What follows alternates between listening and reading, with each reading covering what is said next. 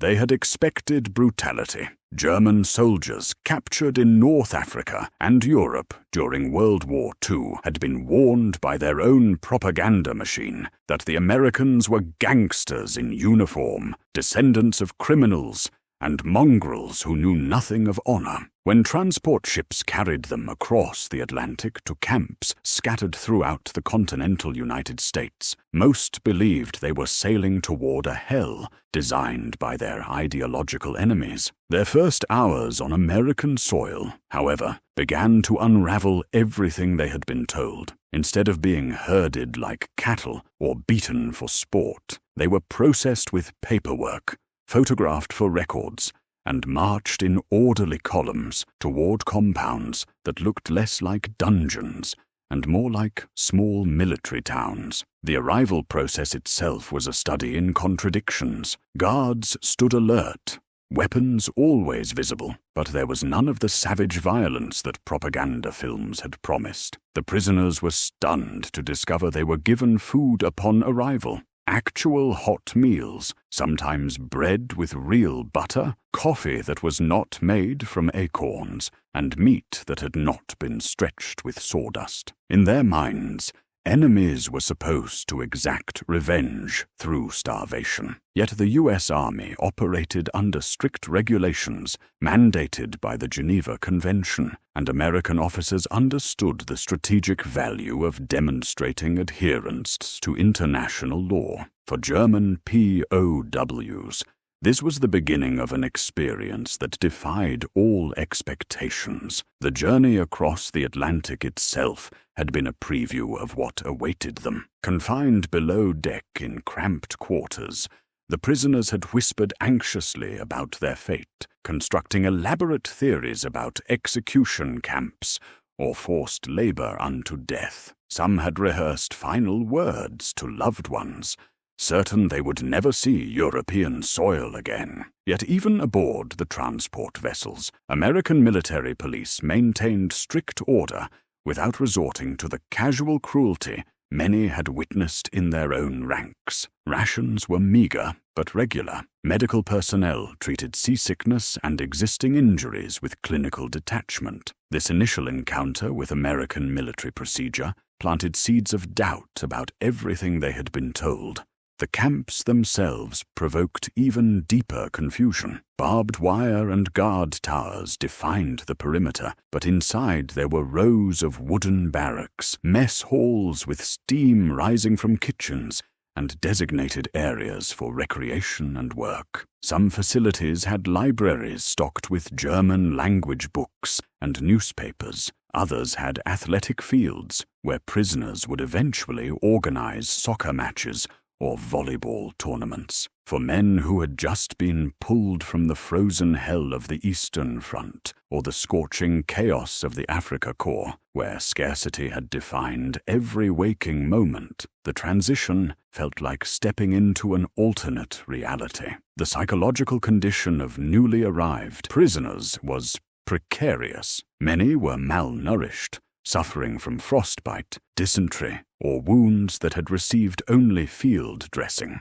American medical personnel examined them with clinical efficiency, documenting injuries, infections, and vitamin deficiencies. The act of receiving medical attention from the enemy confused the men profoundly. Some resisted, certain it was a prelude to experimentation, while others submitted in stunned silence, unable to process that their lives held value to their captors. American camp physicians noted the extraordinary neglect many prisoners had endured under their own command structure. Medical reports documented cases of trench foot left untreated for weeks, abscesses packed with dirty rags, and dental infections so severe that jawbones had begun to deteriorate. The doctors worked methodically through examination lines, their faces betraying neither disgust nor sympathy, simply recording conditions and prescribing treatments. For many German soldiers, this was their first encounter with systematic medical care since basic training years earlier. The realization that enemy doctors were more concerned with their health than their own officers had been created a cognitive dissonance that would haunt them for months. One of their first lasting impressions was the scale of American organization. The camps operated like precision instruments. Every function, from food distribution to medical rounds, followed printed schedules posted on barrack walls. This rigid systematization stood in sharp contrast to the improvisation German soldiers had witnessed in the final years of the war, when supply lines collapsed and units made do with whatever they could scavenge. To these prisoners, the American system seemed almost wasteful in its abundance, yet undeniably powerful. There was also the shock of egalitarianism. Officers and enlisted men were processed through the same intake procedures, sometimes standing in the same lines without the rigid hierarchical separation that German military culture had enforced. Americans maintained their own rank structures, but when it came to prisoner management, efficiency trumped ceremony. This leveling of status disturbed German officers who had been raised to believe that rank conferred not just authority, but essential human worth. As days turned into weeks in those initial phases of captivity, rumors circulated through the barracks in hushed German dialects. Some prisoners whispered that professional barbers would maintain their haircuts. Others claimed that trained tailors would repair their uniforms. Still others insisted that laundry services would collect and return their clothing, like a civilian hotel. At first, these stories sounded like bitter jokes or psychological torture. Yet in the back of every prisoner's mind grew the unsettling awareness that America operated according to systems they did not yet comprehend. The waiting was perhaps the most disorienting aspect of those early weeks. Men accustomed to the frenetic chaos of combat or the desperate urgency of retreat found themselves confronting endless stretches of structured idleness. Roll calls happened at precise times. Meals arrived with clockwork regularity. Work details were organized with methodical care. This enforced routine, so different from the improvised desperation they had known, forced them to slow down and actually think about their situation. For some, this mental space was unwelcome, allowing guilt and grief to surface. For others, it was the first opportunity in years to simply exist without immediate mortal danger. In the weeks following their arrival, German prisoners began to understand that captivity was governed by rituals fundamentally different from the chaos they had left behind. One of the most jarring discoveries came when camp officials distributed strict hygiene regulations. Each man was required to bathe regularly, shave according to schedule, and maintain a tidy appearance. For soldiers who had spent months in frozen trenches or desert foxholes where water was too precious to waste on washing, the mandate to use it daily for bathing felt like an obscene luxury. The shock penetrated deeper than mere inconvenience. German military culture, particularly under National Socialist ideology, had glorified hardship as proof of strength. Dirty uniforms, unwashed bodies, and untreated minor wounds were viewed as badges of toughness, evidence of a warrior's dedication to the cause. Soldiers in the Wehrmacht had been praised for enduring Eastern Front winters without complaint, for marching through Russian mud in boots held together with wire. Cleanliness had been considered a peacetime indulgence,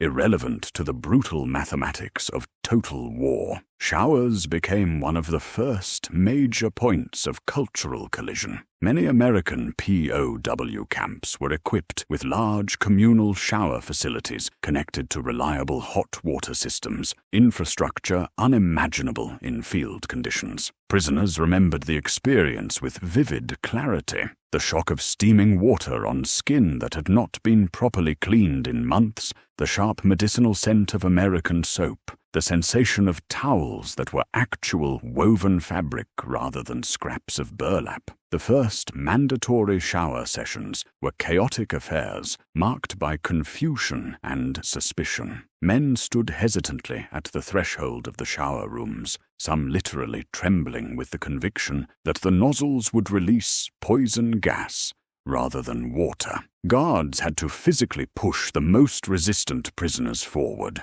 When hot water finally cascaded from the fixtures, the initial shock gave way to something more complex, a mixture of relief, shame, and bewilderment. Some men wept quietly under the stream, whether from the physical sensation or the emotional weight of being cared for by their enemies. It was impossible to say. The water pooled dark with accumulated grime, running in muddy rivulets toward drains that processed this evidence of their former degradation with mechanical indifference. Shaving presented another cultural friction point. While German soldiers had traditionally maintained clean-shaven faces, the demands of prolonged combat had made such practices impossible. Men arrived at camps with weeks or months of growth, beards that had become part of their identity as frontline fighters. American regulations, however, demanded smooth faces. Safety razors were issued,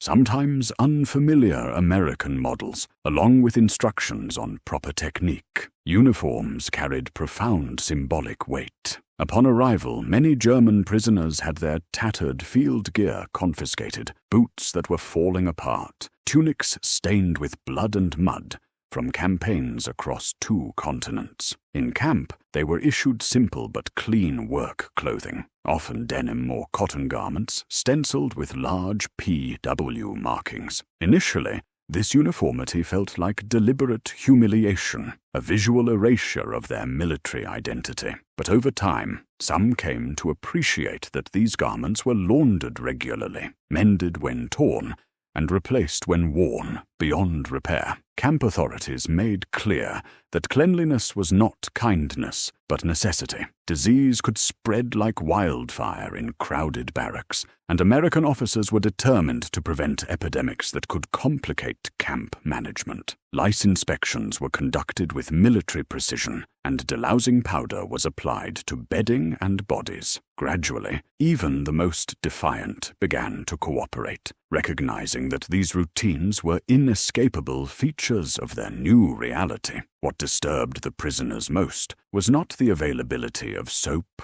water, or razors, but the American conviction that order emerged from such rituals. Hygiene was weaponized as a form of control, a method to discipline men without resorting to physical punishment. For soldiers raised on an ideology that celebrated hardship and sacrifice, the discovery that their captors valued cleanliness as a component of military strength was profoundly destabilizing. By the time prisoners had adjusted to mandatory bathing and shaving, another revelation awaited them: the presence of organized barbershops within the camps. To men who had once cut each other's hair with field knives or simply let it grow wild during extended campaigns, the idea that the enemy would assign trained barbers to maintain prisoner appearances felt like an elaborate fiction. Yet, in numerous American-run facilities, a dedicated building or section of a barrack was reserved for haircuts, equipped with proper chairs,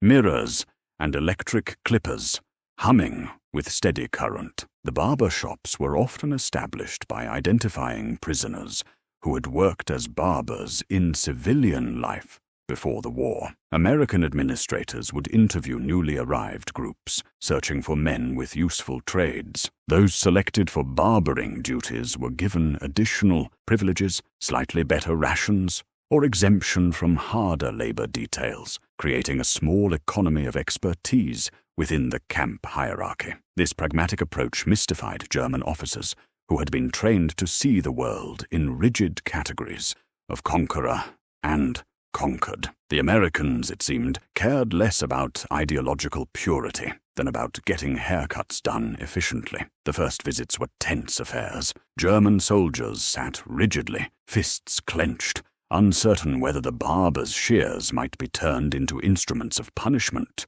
or humiliation. Instead, they discovered that the procedure was routine, almost mundane. Guards observed while barbers, sometimes American personnel, but often fellow POWs, trained for the task, trimmed hair efficiently and professionally. This practice carried layers of meaning that extended beyond practicality. In German tradition, particularly Prussian military culture, personal appearance had always been tied to discipline and honor, but the disheveled look of a combat soldier could also signify endurance and sacrifice. Having that appearance tamed by enemy hands initially felt like a violation of identity. Yet over time, many began to acknowledge the practical benefits. Short hair meant fewer lice, less itching in summer heat, and a general sense of order that improved morale. Barbershops also evolved into unexpected social centers within the compounds. While waiting for their turn,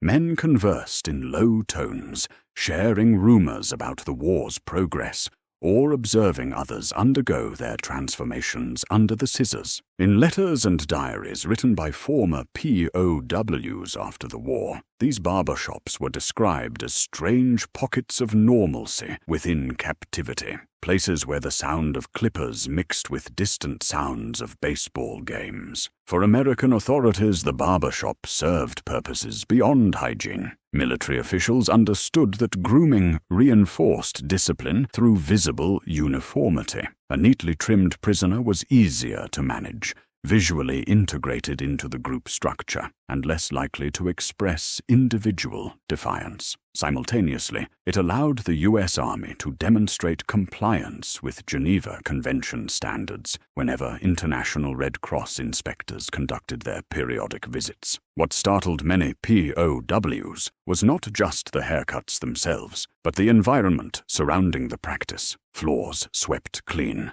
mirrors polished and unbroken, brushes and scissors disinfected after each use. For men who had fought in frozen bunkers where basic sanitation was a forgotten luxury, the contrast was staggering. Each visit to the barbershop became a reminder that their captors operated according to an entirely different military philosophy, one in which discipline was measured not only by battlefield courage, but by the shine of boots and the precision of a haircut. The mirrors, in particular, held a strange power. Many prisoners avoided looking at their own reflections during the first weeks of captivity, unwilling to confront what defeat and exhaustion had written on their faces. But in the barber shop, surrounded by the mundane ritual of grooming, some finally allowed themselves to look. What they saw shocked them. Men who appeared older than their years, eyes marked by horrors they could never fully articulate, but also faces that were healing, filling out with regular nutrition, losing the hollow-cheeked appearance of prolonged starvation. The mirror became a strange chronicle of transformation,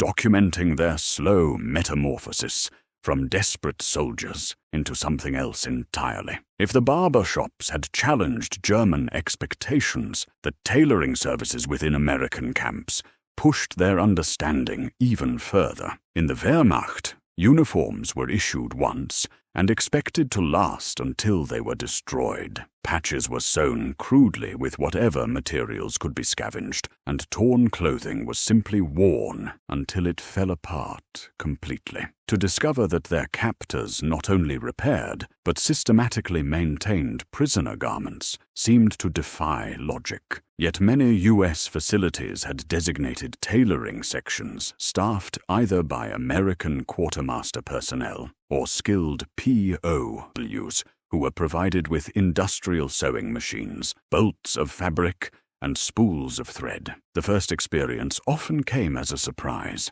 A guard would collect torn shirts or trousers and return them days later with professional repairs, stitches that were even and durable. Some prisoners examined the garments with disbelief. Over time, they learned that such services were not random acts of mercy, but systematic procedures. Garments were logged by number, repaired according to priority lists, and redistributed in cycles that made camp life resemble a functioning institution rather than a punitive colony. The tailoring workshops themselves became windows into American industrial culture. Prisoners assigned to work alongside American quartermaster personnel observed the methodical organization of materials, thread sorted by color and thickness, needles arranged by size, fabric inventoried, and stored in labeled bins. Everything had its designated place. Waste was minimized through careful planning. The Americans seemed to approach even the simple task of mending a torn sleeve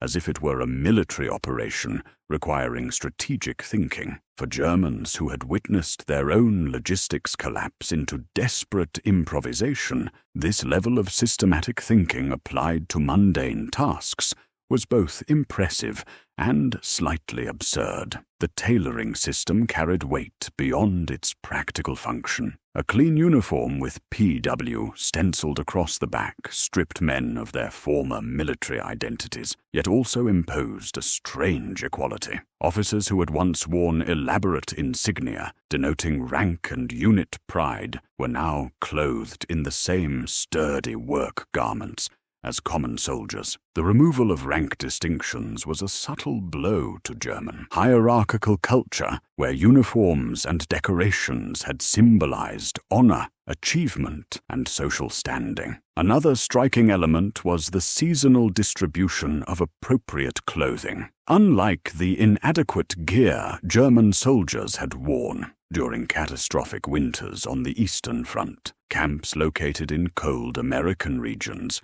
provided jackets, caps, gloves, and insulated trousers. The provision of weather-appropriate clothing astonished men who had suffered frostbite while wearing summer-weight uniforms during the retreat from Moscow. To German eyes, this entire operation appeared almost wasteful, possibly even decadent. They struggled to understand why enemy prisoners deserved repaired clothing, or why precious time and manpower were devoted to such seemingly minor details. Yet as weeks turned into months, the neat stacks of mended garments in storage rooms became symbols of the efficiency and discipline that characterized American military culture. Just as tailored clothing had challenged German perceptions, the discovery of industrial laundry services inside the camps forced them to reconsider the fundamental nature of their captivity. In their own army,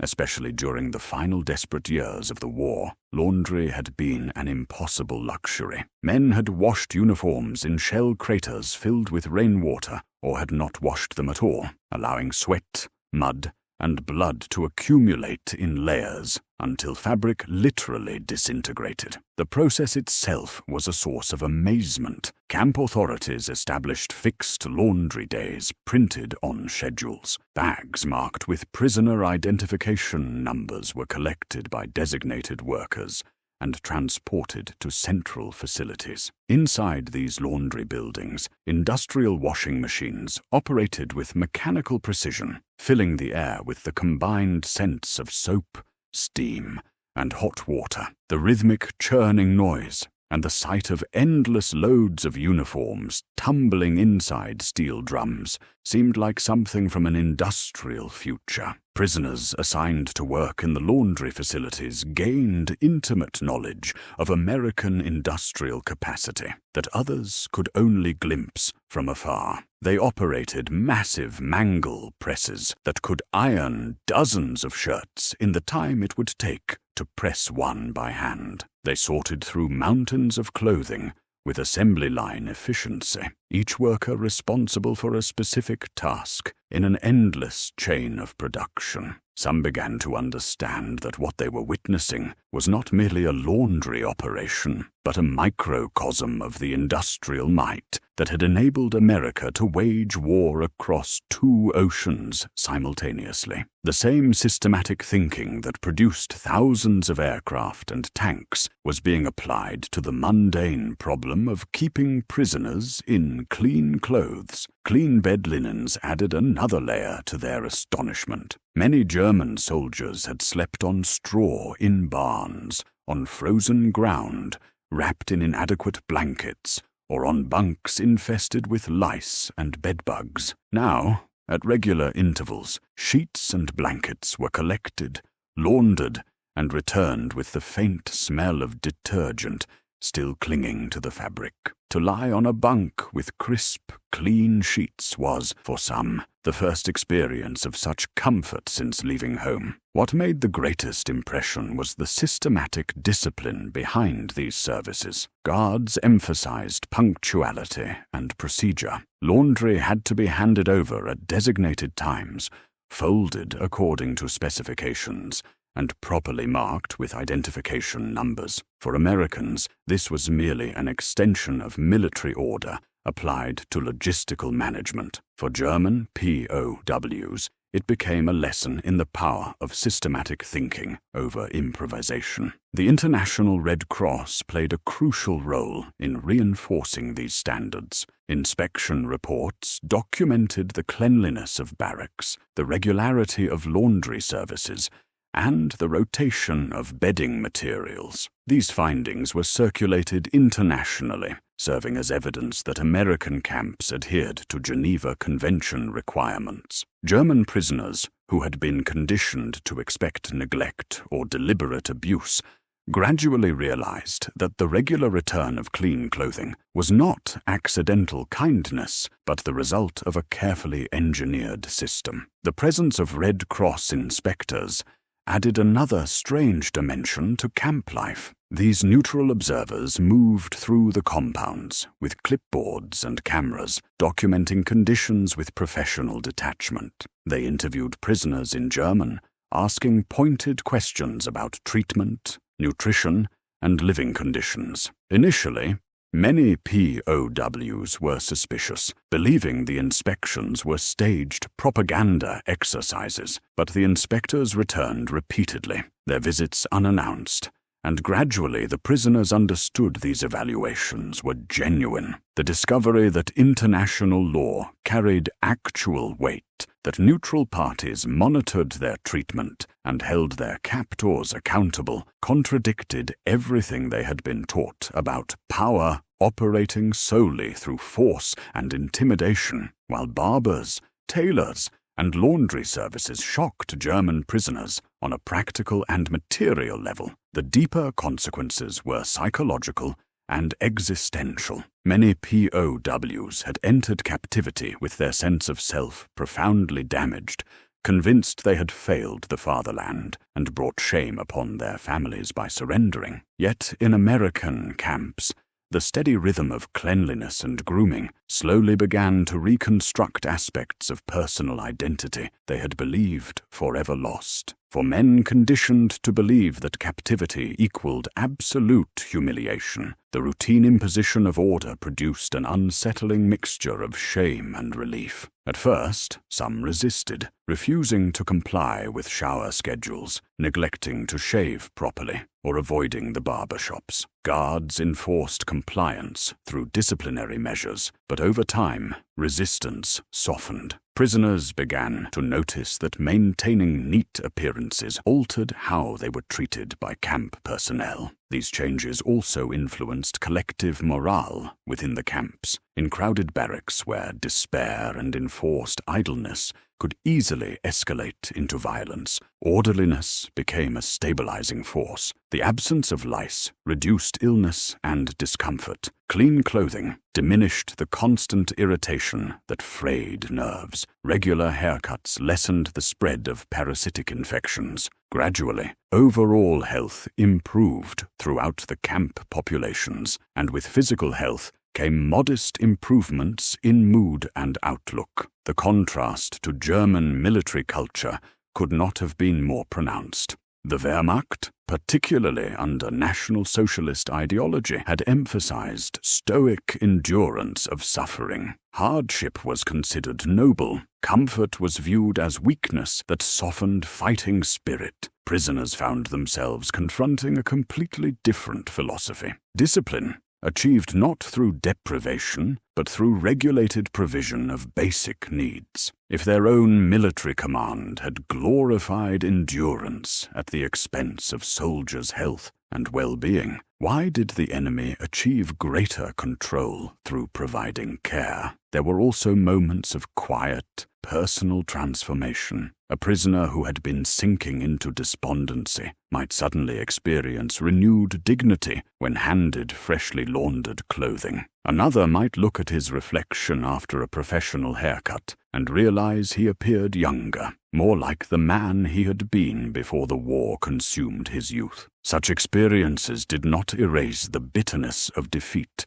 or the shame of capture, but they chipped away at the overwhelming despair that captivity could produce. Yet not all prisoners accepted these routines positively. Some officers, particularly those deeply committed to National Socialist ideology, believed that adapting to such comforts dulled the warrior spirit and betrayed the values that had defined their military service. They warned subordinates not to become soft under enemy care, insisting that acceptance of American routines represented a form of ideological surrender. Tensions occasionally erupted between ideological hardliners and those who had begun to accept their circumstances. In some barracks, prisoners who visibly enjoyed their haircuts or expressed satisfaction with clean clothing were subjected to verbal abuse or social ostracism. Underground cells of committed Nazis attempted to maintain discipline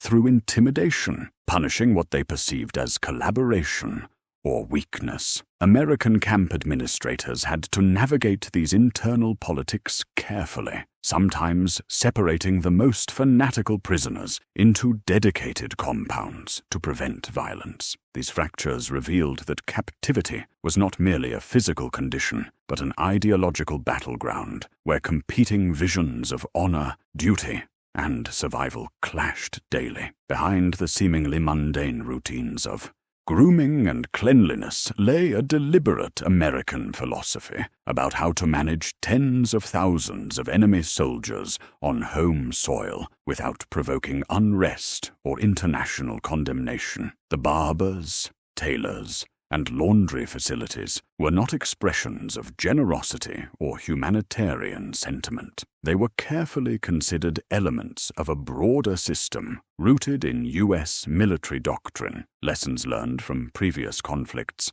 and adherence to international law. At the philosophical heart of this system was the belief that orderly, humane treatment reduced the likelihood of violent rebellion. Cleanliness, adequate nutrition, and basic medical care kept prisoners healthier, which in turn lowered the chances of desperate uprisings born from disease and starvation. Officials recognized that men who retained some measure of dignity and hope were far easier to control than those pushed to the absolute brink of human endurance. Another crucial layer of reasoning was propaganda value on the international stage. The United States understood that information about prisoner treatment traveled far beyond camp fences through multiple channels. The International Red Cross conducted regular inspections, documenting conditions in detail. By demonstrating that German POWs were clean, adequately clothed, and receiving proper care, the United States effectively countered Axis propaganda narratives depicting Americans as barbaric and lawless. Logistics played an equally central role in this philosophy. The U.S. Army possessed massive supply networks capable of feeding, clothing, and equipping millions of its own combat troops across multiple theaters of war simultaneously. Extending those industrial systems to cover enemy captives required additional resources, but it also served as a demonstration of overwhelming industrial capacity. For German prisoners who had witnessed their own supply chains collapse into chaos during the final years of the war, this abundance was overwhelming proof of American material superiority. The philosophy extended logically to labor management strategies. Clean, clothed, and reasonably healthy POWs could be productively employed in various work programs. Many camps utilized prisoner labor in agricultural operations, lumber harvesting, or infrastructure maintenance projects. This labor not only provided tangible benefits to the American war economy, but also kept prisoners occupied and exhausted, preventing idleness from transforming into the kind of boredom that breeds conspiracy and unrest to German prisoners, particularly those who had served on the Eastern Front, where conditions had deteriorated into desperate chaos. This American philosophy seemed almost paradoxical. They had been raised within a military culture that glorified sacrifice and hardship as tests of ideological commitment. Instead, they encountered captors who believed that maintaining prisoners' health and appearance were themselves instruments of control and demonstrations of strength. When the war finally ended and the gates of captivity opened for repatriation, German prisoners carried home memories that diverged dramatically from what they had imagined during their first terrifying moments of capture. Many wrote in letters, memoirs, or shared in quiet post-war conversations how profoundly the mundane experiences of barbershops, tailoring services, and laundry facilities had altered their fundamental perceptions of the enemy. Accounts collected decades after the war described the lasting astonishment of men who had witnessed industrial laundry operations or received professional barbering services. Some veterans remembered with surprising clarity the sensation of hot water and soap on skin that had been caked with months of accumulated grime. These seemingly insignificant moments, utterly routine to Americans, became indelible memories for German soldiers who had endured years of scarcity and deprivation. This collective memory left a complicated and often contradictory legacy. Diseases that might have killed them in field conditions were prevented or treated through enforced hygiene routines. On the other hand, many struggled with profound shame. To have accepted, even benefited from, such treatment at the hands of the enemy conflicted deeply with the values that National Socialist ideology had drilled into them. Historians studying German POW testimonies have noted with interest how frequently these seemingly trivial details appear in personal narratives. In oral history, interviews, and written memoirs, former prisoners often bypassed discussions of grand military strategy or famous battles, focusing instead on the bewilderment of standing in line at a barbershop or the disorientation of receiving neatly folded laundry. These specific recollections became symbolic shorthand for the profound strangeness of American captivity. The memory of these services also played a subtle but significant role in post-war reconciliation between Germany and the United States. When cultural and political exchanges began to develop in the decades following 1945, some former POWs privately acknowledged that their treatment in American camps had fundamentally challenged the propaganda images they had been fed during the war years. The routine provision of cleanliness, order, and basic dignity had softened the image of the enemy. Even in modern historical studies of POW experiences during World War II, the persistent astonishment at barbershops, tailoring services, and industrial laundry facilities is frequently cited as a revealing window into broader cultural and philosophical contrasts. For German prisoners, these mundane services highlighted the profound gulf between two fundamentally different worldviews, one that had glorified sacrifice, scarcity, and suffering as tests of ideological purity, and another that demonstrated strength through efficiency, systematic provision of needs, and adherence to codified international standards. The The psychological impact of these experiences extended far beyond the immediate war years. Former prisoners who returned to a devastated Germany in the late 1940s carried with them not just physical scars and memories of combat, but also deeply embedded recollections of how systematically they had been managed in captivity. For some, these memories contributed to post-war Germany's own eventual embrace of systematic efficiency and adherence to international norms. There were, of course, prisoners who rejected these lessons entirely, who viewed the relative comfort of American captivity as evidence of weakness rather than strength, and who returned to Germany clinging to discredited ideologies. But for a significant number, the mundane shock of being shaved by professional barbers, having uniforms repaired by skilled tailors, and receiving laundered clothing on predictable schedules remained among the most powerful and enduring memories of their entire war experience. Thus, long after their release and repatriation, German prisoners carried home not only the trauma of defeat